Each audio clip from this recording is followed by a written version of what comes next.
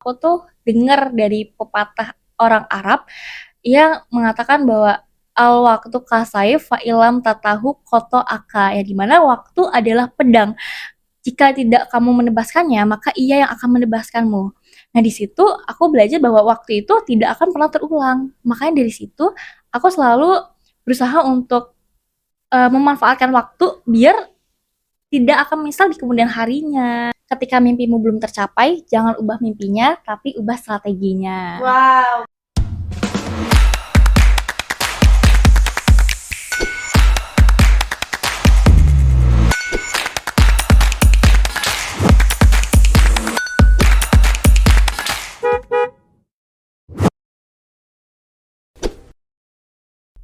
Halo semuanya, kembali lagi di Klakson KLA Sun Podcast. Isi harimu dengan lebih bermakna, klaksonin aja bersama aku Sarah.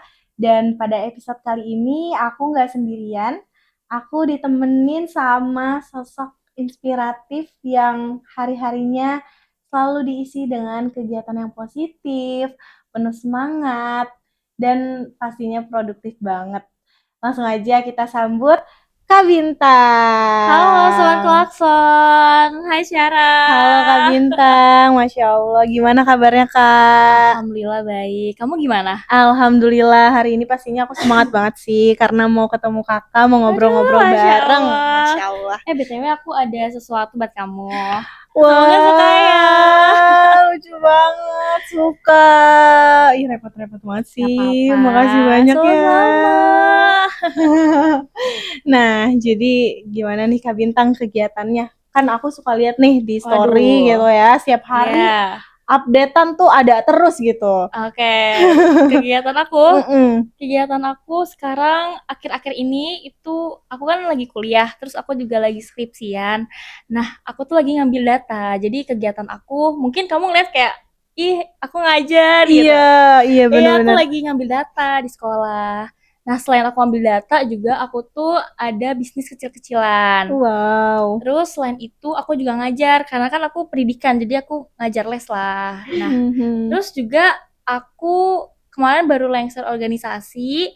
Terus setiap hari Minggu juga aku ada komunitas.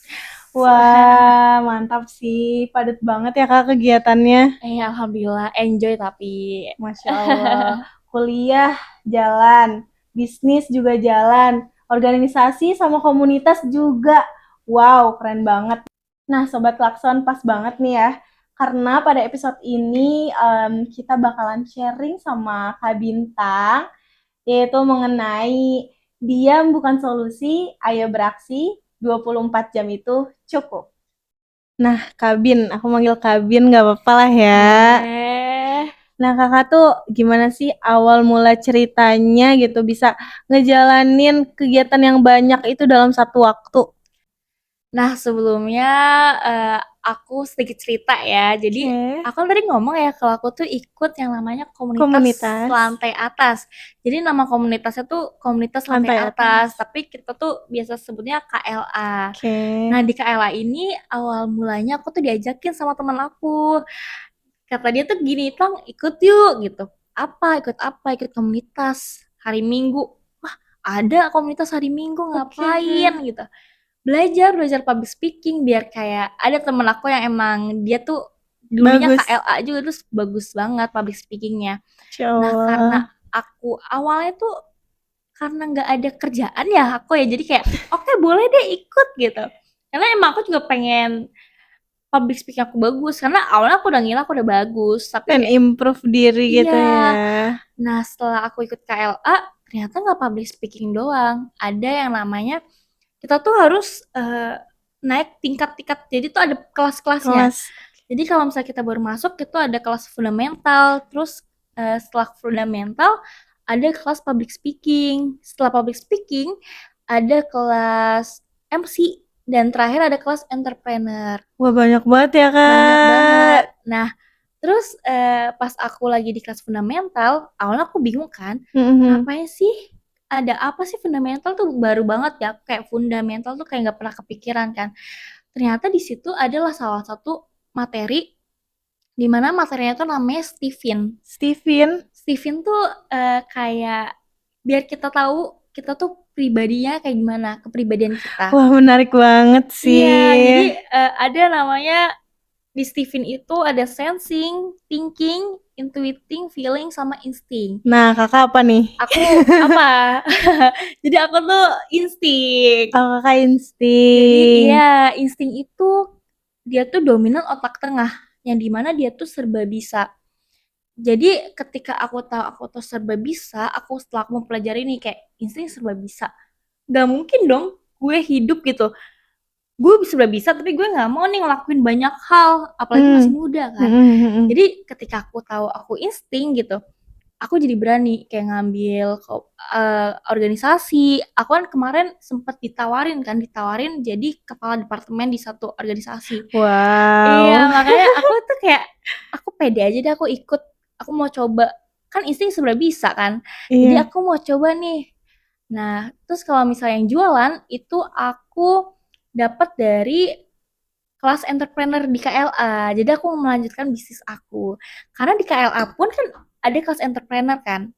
Di situ kenapa aku bisa pede nih ngelanjutin gitu. Karena di KLA tuh diajarin lah dari dasarnya banget kayak gimana cara kita dari awal kita mau nge-planning bisnis kita tuh kayak gimana. Terus ada namanya manajemen keuangan. Kita tuh bener-bener diajarin sampai ke promosi-promosi. Makanya ketika aku udah dapat pelajaran itu, pelajaran ilmunya gitu, ilmunya, terus aku jadi yang kayak oke, gas, gue insting, yaudahlah gue gas aja gitu. Jadi dari situ aku jadi makin pede buat ngelakuin kegiatan-kegiatan aku. Masya Allah, keren banget sih kak komunitasnya. Masya Allah. Nah, Kak Bin, kan tadi di salah satu kegiatan Kak Bin tuh ada berbisnis ya. Betul. Itu bisnisnya masih dijalani sampai sekarang? Masih dong. Masya Allah, itu bisnis apa sih kak? Itu kan aku awalnya dari lanjutan dari kelas entrepreneur aku yang dimana dulunya aku bersama teman-teman aku itu bangunlah bisnis ini, itu bisnis aksesoris. Jadi ada salah satu teman aku tuh ngeliat kan kayak, si Bintang bisa nih mengubah manik-manik jadi tas. Nah dari situ kita bikinlah bisnis namanya Beats Tea. Jadi itu aksesoris yang terbuatnya dari manik-manik. Nah, jangan ini yang kakak bawa tuh Iya, itu produknya salah satunya juga. Beats Tea. Tapi Tea. ini bukan manik-manik kan? Iya, ini bukan manik-manik. Bukan dong. Jadi ini tuh produk baru dari Beats Tea. Karena kalau misalnya aku lanjutin manik-manik, masih lanjut, tapi ada part kayak PO gitu kan. Nah ini yang emang ready stock yang buat teman-teman aku yang di luar sana kan banyak nih teman-teman aku yang mau wisuda. Pasti kebingungan dong kayak mau ngasih Bunga wisuda. ya? Bunga, tapi kalau kita beli bunga pasti bunganya mati. Terus Iya, kalau misalnya, layu ya. tuh kalau misalnya kita beli yang bunga palsu juga kayak mahal segala macem kan, budget mahasiswa biasa. Sangat gitu. kreatif sekali ya Jadi teman-teman. terciptalah ini. Ini bagus banget sih, ini Iya. lucu. Dan pasti Terima kasih. bikinnya ini harus telaten gak sih kak? Harus Iya, sabar. harus sabar. Iya. Jangan lupa follow guys, boleh gak? Kalau yang mau order bisa langsung ke Kak Bintang ya. Iya, ke IG-nya beats.ty.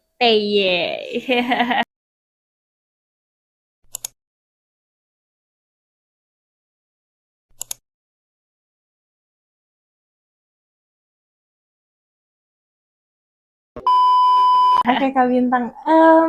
Jadi selama ngejalanin usaha bisnis ini tuh ada nggak sih kendala atau kesulitan gitu?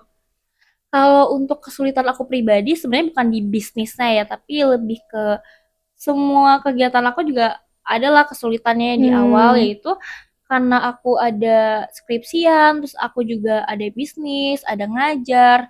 Waktu kemarin juga sempat ada organisasi kan, itu aku tuh kewalahannya itu di manajemen waktu aku. Kadang kan anak casing pribadi ya itu terlalu padat, kalau misalnya kita nggak pinter-pinter ngatur waktu juga ya itu kesulitan aku kan. Jadi kita tuh milih yang mana nih, milih pendidikan pasti yang lainnya nggak kena semua gitu kan, nggak rata. Jadi mulai di situ kesulitan aku di manajemen waktu Dan aku juga mulai buat bikin to-do list. To-do list. Gitu. Jadi biar terstruktur juga ya. Betul, struktur. Kalau untuk manajemen waktu nih Kak, ada nggak sih tips ala Kak Bintang untuk manajemen waktu di kegiatannya yang padat?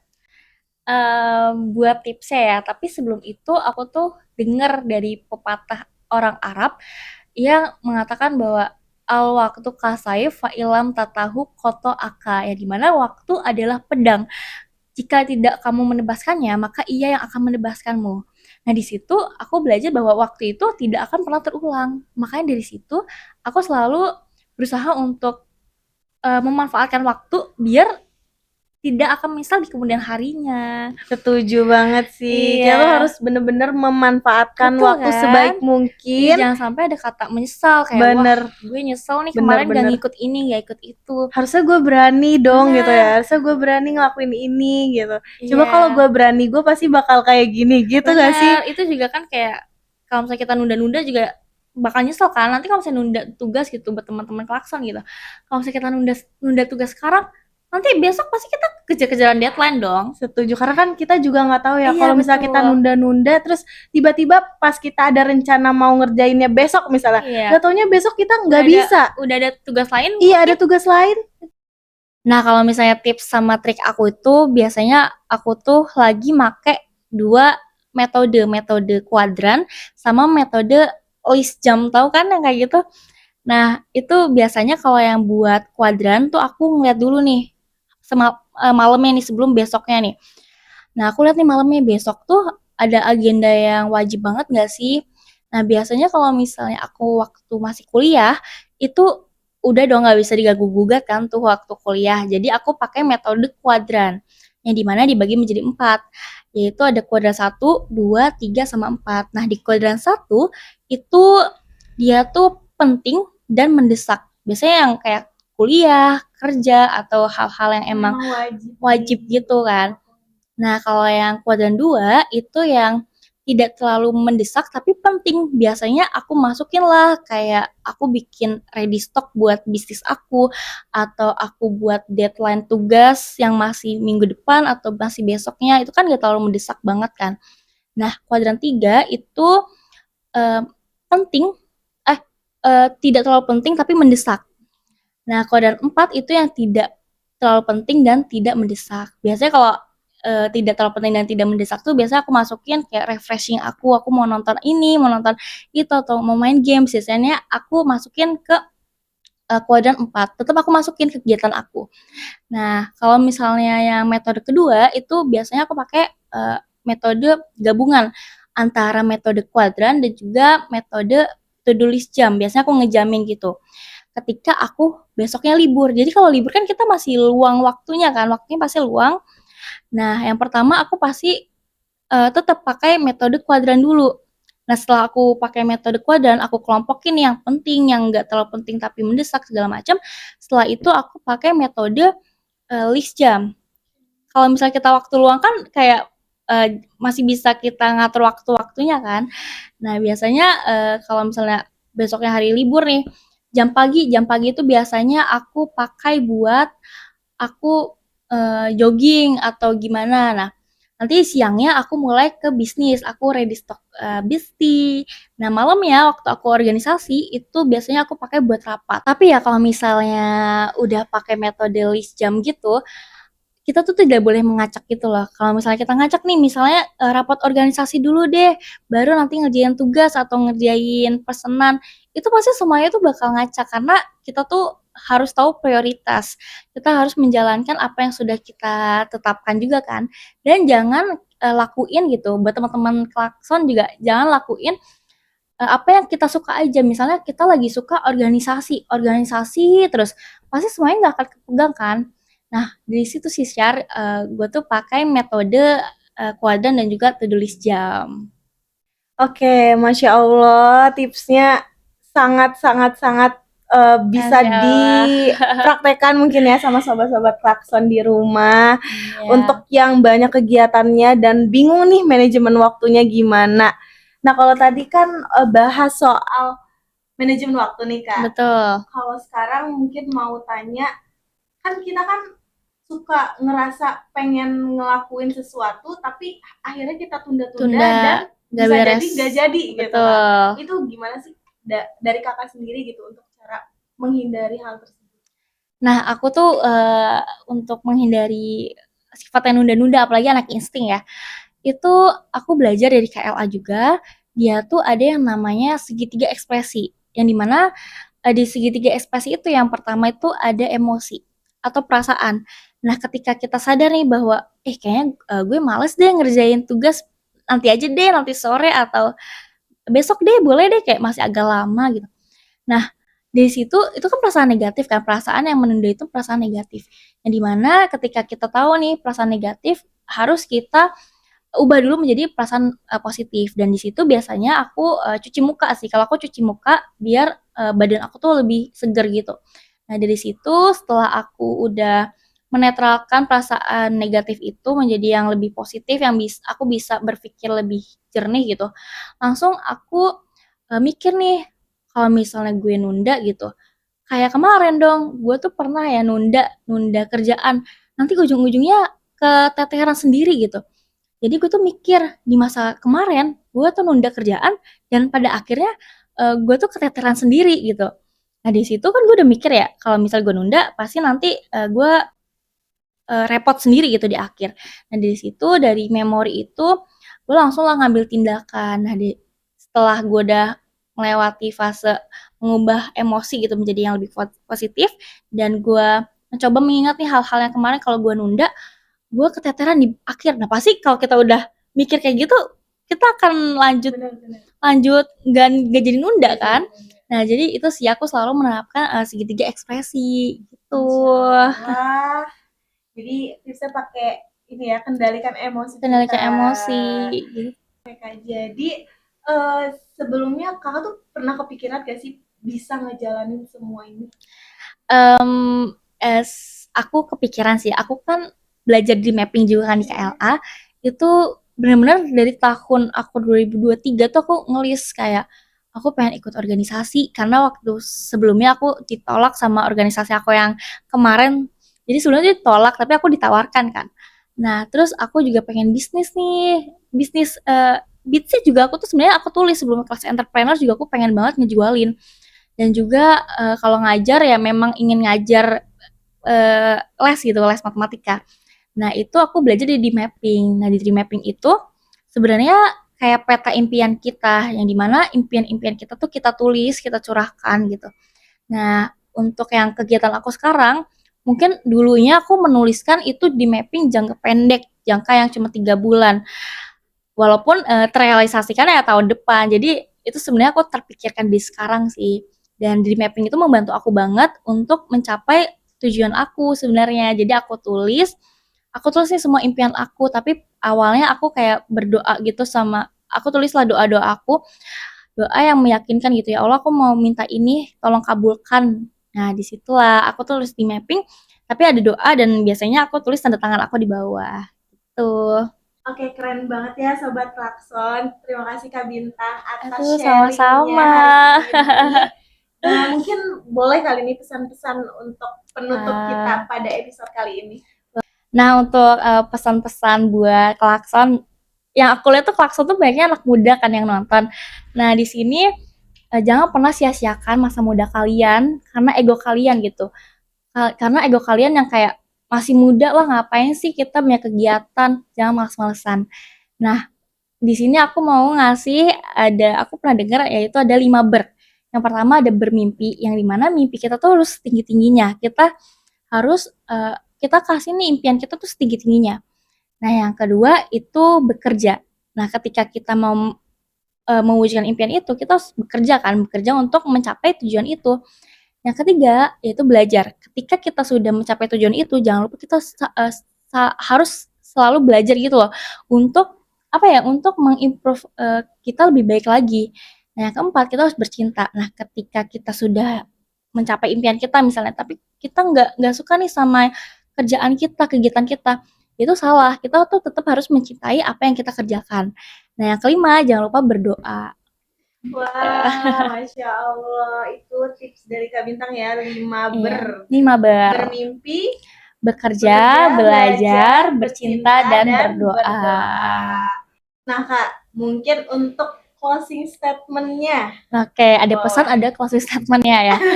Jadi aku tuh dengar quotes dari Meridiana, ketika mimpimu belum tercapai, jangan ubah mimpinya, tapi ubah strateginya. Wow, ngena banget nggak sih sama kata-katanya Kak Bintang hari ini?